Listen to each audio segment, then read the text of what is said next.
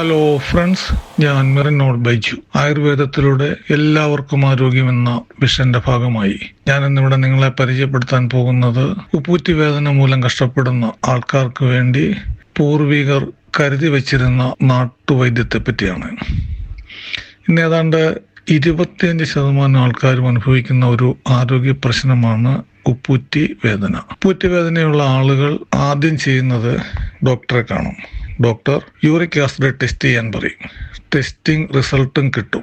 അതിനകത്ത് normal value 2.5 to 7 mg ആണെന്ന് കാണിക്കും. ചിലർക്കൊന്നുകിൽ മാക്സിമം ആയ 7 മുകളിലായിരിക്കും, മറ്റു ചിലർക്ക് 2.5 7 ഇടയ്ക്കായിരിക്കും. രണ്ട് കൂട്ടർക്കും ഡോക്ടർ മരുന്ന് കൊടുക്കും. കുറച്ച് ദിവസത്തേക്ക് വേദന കുറയും. മരുന്ന് നിർത്തുമ്പോൾ വീണ്ടും വേദന കൂടും. വീണ്ടും ഡോക്ടറെ കാണും, വീണ്ടും മരുന്ന് കഴിക്കും, വീണ്ടും വേദന കുറയും. മരുന്ന് നിർത്തുമ്പോൾ വേദന കൂടും. ഇത് തന്നെ അവസ്ഥ. ഇവിടെ മുതൽ നിങ്ങൾ ഒരു രോഗിയായി മാറാൻ തുടങ്ങുന്നു. താഴെ പറയുന്ന കാര്യങ്ങൾ നിങ്ങൾ ചെയ്താൽ ഒരുപക്ഷെ നിങ്ങളുടെ ഉപ്പൂറ്റി വേദന ശാശ്വതമായി പരിഹരിക്കപ്പെടാൻ സാധിച്ചേക്കാം. പണ്ട് യൂറിക് ആസിഡ് എന്നാരും കേട്ടിരുന്നില്ല. അത് ടെസ്റ്റ് ചെയ്യാനും അറിയാൻ പാടില്ലായിരുന്നു.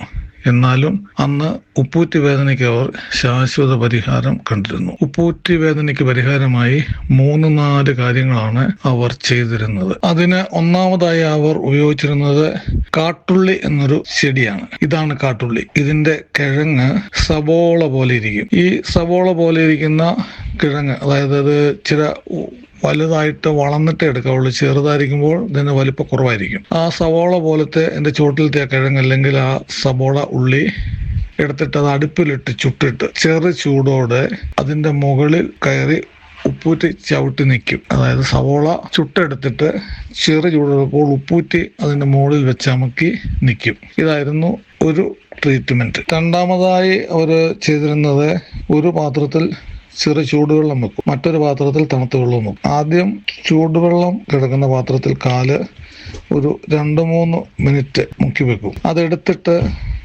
ഉടൻ തന്നെ പച്ചവെള്ളത്തിനകത്ത് 2-3 മിനിറ്റ് മുക്കി വെക്കും. ഇങ്ങനെ ഒരു 8-10 പ്രാവശ്യം ചെയ്യുമ്പോൾ ഉപ്പൂറ്റി വേദനയ്ക്ക് ശമനം കിട്ടും. മൂന്നാമതായിട്ട് ഉപ്പൂറ്റി വേദനയ്ക്ക് അവർ ഉപയോഗിച്ചിരുന്നത് പപ്പായ അല്ലെങ്കിൽ കപ്പളങ്ങ. ഇതിന്റെ പച്ച കപ്പളങ്ങ, അതായത് മൂക്കാത്ത കപ്പളങ്ങ, ഒരു ചെറിയ പീസ് എടുത്തിട്ട് ചൊന കളയാതെ തൊലിയും കളയാതെ ഒരു ചെറിയ കഷ്ണങ്ങളാക്കിയിട്ട് 1 ഗ്ലാസ് വെള്ളത്തിലിട്ട് തിളപ്പിച്ചിട്ട് ആ വെള്ളം കുടിക്കുക.